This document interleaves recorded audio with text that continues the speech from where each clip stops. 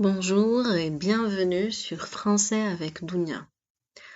Alors, je suis très heureuse parce que vous êtes de plus en plus nombreux à réagir, à interagir avec le contenu de la chaîne. Aujourd'hui, nous allons à vrai dire, lire ensemble une histoire qui est très intéressante au passage. Laissez-moi vous dire que l'un des moyens les plus efficaces pour apprendre le français est de lire des histoires, des romans ou même des articles si vous n'avez pas assez de temps. Alors, bien sûr, n'oubliez pas s'il vous plaît de commenter, laisser un petit like afin de me soutenir. Vous allez trouver le fichier PDF de l'histoire dans la barre de description ainsi que dans le commentaire épinglé. L'horloge du temps perdu. Chapitre 1. L'arrivée de l'horloge.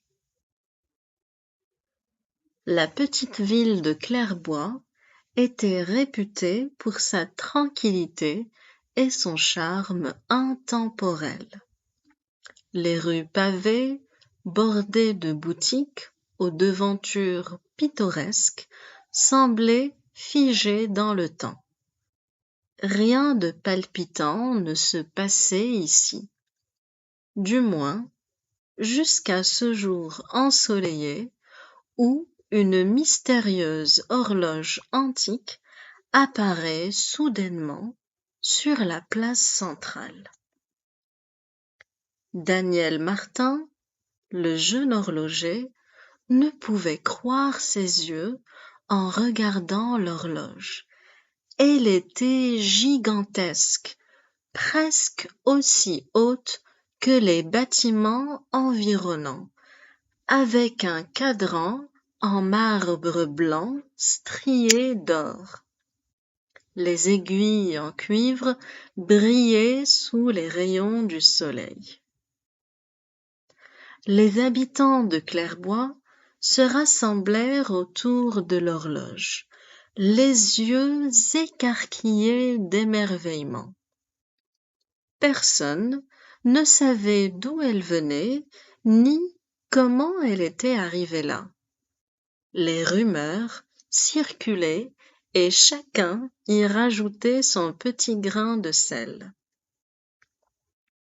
Certains disaient que c'était un cadeau d'un collectionneur excentrique. D'autres évoquaient des légendes oubliées. Daniel, lui, était fasciné par les engrenages complexes qui composaient l'horloge. Il était l'horloger de la ville, bien que son atelier soit modeste. Son grand-père lui avait enseigné l'art de la mécanique horlogère et il avait hérité de l'amour des anciennes montres et des horloges complexes. Il était intrigué par la possibilité de démonter l'horloge et de comprendre son fonctionnement. Pourtant, il ne pouvait ignorer la sensation étrange qui émanait de l'horloge, comme si elle avait sa propre présence, et il se demandait ce qu'elle pouvait bien révéler sur la vie des habitants de Clairbois. Peut-être qu'elle avait la capacité de remonter le temps, comme le suggéraient certaines légendes anciennes. Le temps, pensa-t-il, était un mystère que seules les horloges pouvaient tenter de dévoiler. Le soleil se coucha, baignant la place centrale d'une lumière dorée. Daniel se promit de découvrir le secret de cette horloge énigmatique, quel qu'en soit le prix. Chapitre 2. Le pouvoir de l'horloge. Les jours passaient, mais l'horloge mystérieuse de Clairbois demeurait au centre de toutes les conversations. Chacun se demandait d'où elle venait et ce qu'elle pouvait bien signifier. Les plus curieux se demandaient si elle fonctionnait réellement. Daniel était particulièrement intrigué par l'horloge. Il passait de plus en plus de temps à l'examiner, à étudier son cadran en marbre et à se pencher sur ses aiguilles en cuivre. Il remarqua rapidement que quelque chose différenciait cette horloge de toutes celles qu'il avait jamais vues. L'horloge ne semblait pas seulement indiquer l'heure, elle semblait posséder un pouvoir mystérieux.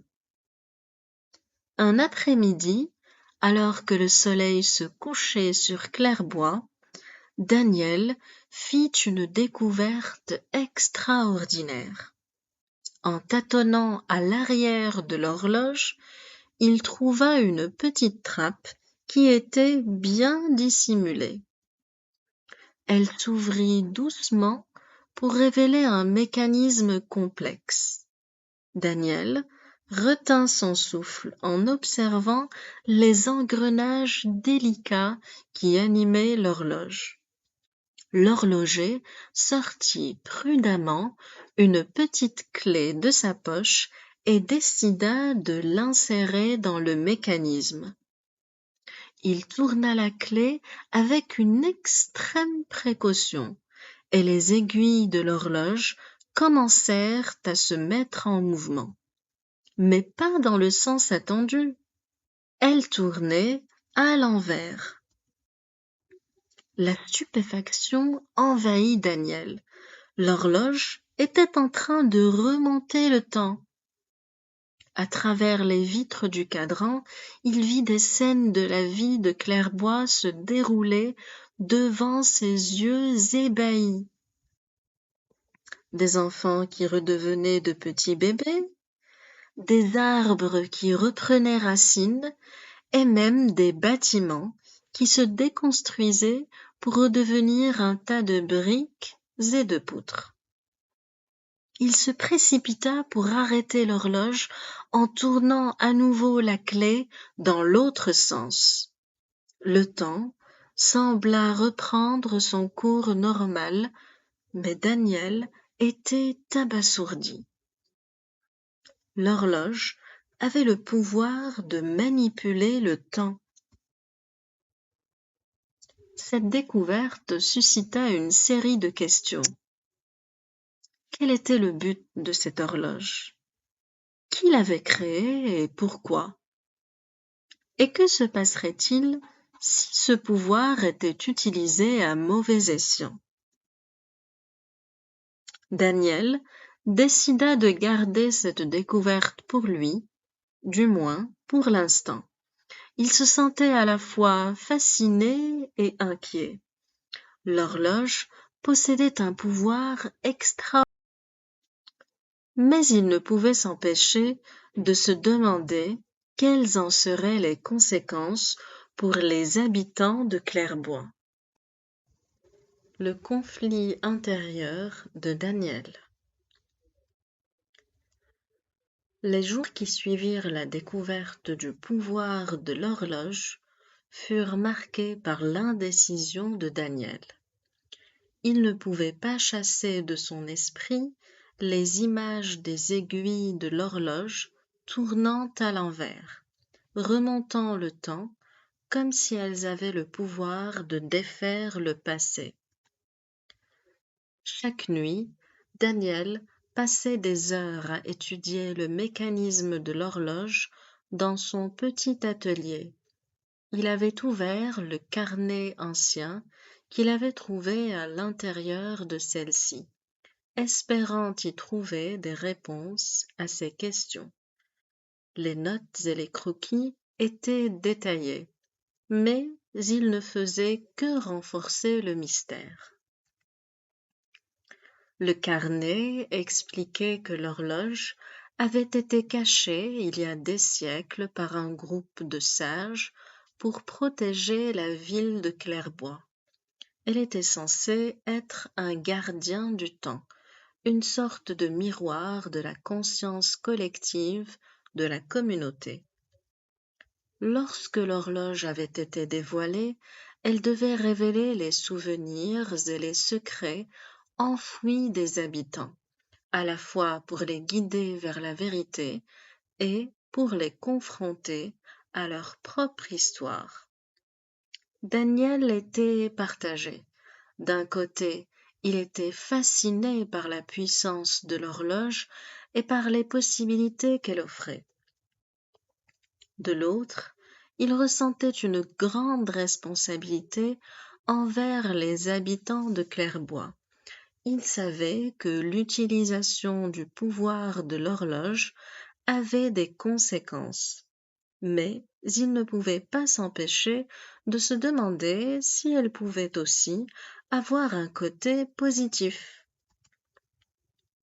Un soir, alors que la pleine lune illuminait le ciel, Daniel sortit de son atelier et se dirigea vers la place centrale où l'horloge se dressait majestueusement.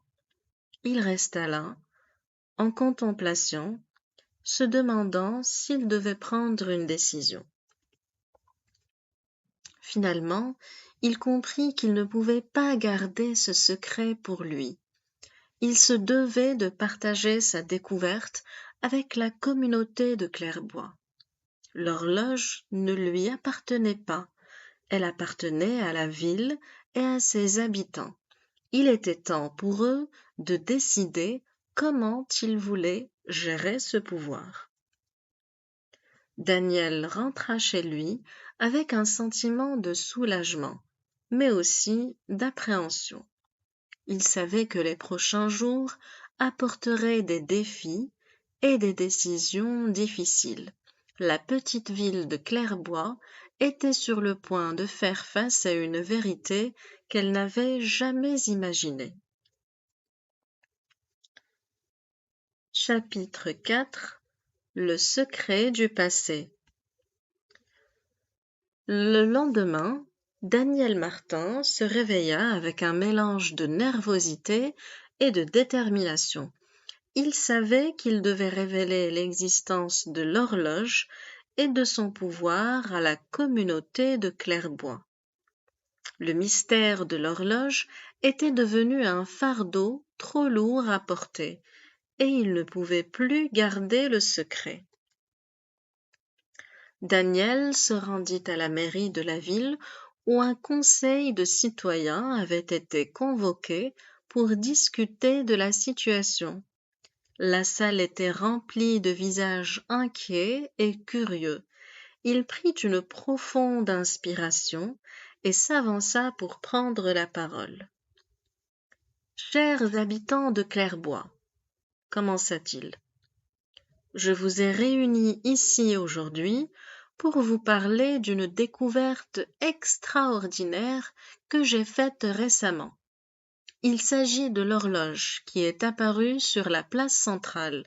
Cette horloge n'est pas ordinaire. Elle possède un pouvoir mystérieux, celui de remonter le temps. » Un murmure d'étonnement parcourut l'assemblée. Les regards se tournèrent vers l'horloger, attendant la suite de son récit. Daniel poursuivit. « J'ai découvert un carnet ancien à l'intérieur de l'horloge, et ce carnet raconte son histoire. L'horloge a été cachée il y a des siècles par un groupe de sages pour protéger notre ville.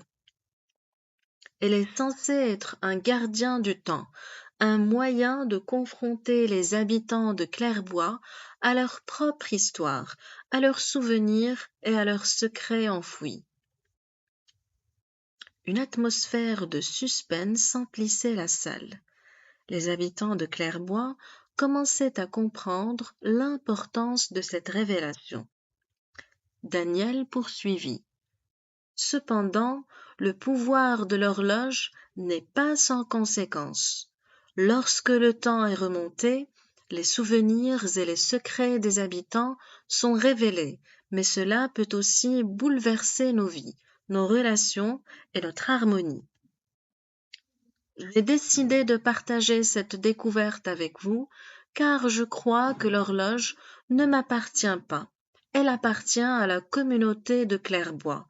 C'est à vous de décider comment nous devons gérer ce pouvoir. Le conseil de citoyens discuta longuement de la situation. Les opinions étaient partagées. Certains étaient curieux et voulaient explorer le pouvoir de l'horloge, tandis que d'autres craignaient les conséquences imprévisibles de son utilisation. Finalement, la décision fut prise de rétablir l'horloge, mais en la réglant de manière à protéger les souvenirs plutôt que de les effacer. Cela permettrait de préserver la mémoire de la ville tout en évitant les conflits et les bouleversements. La nouvelle se répandit rapidement dans la ville, et les habitants de Clairbois se préparèrent à faire face à leur histoire, qu'elle soit glorieuse ou douloureuse. Fin de la première partie.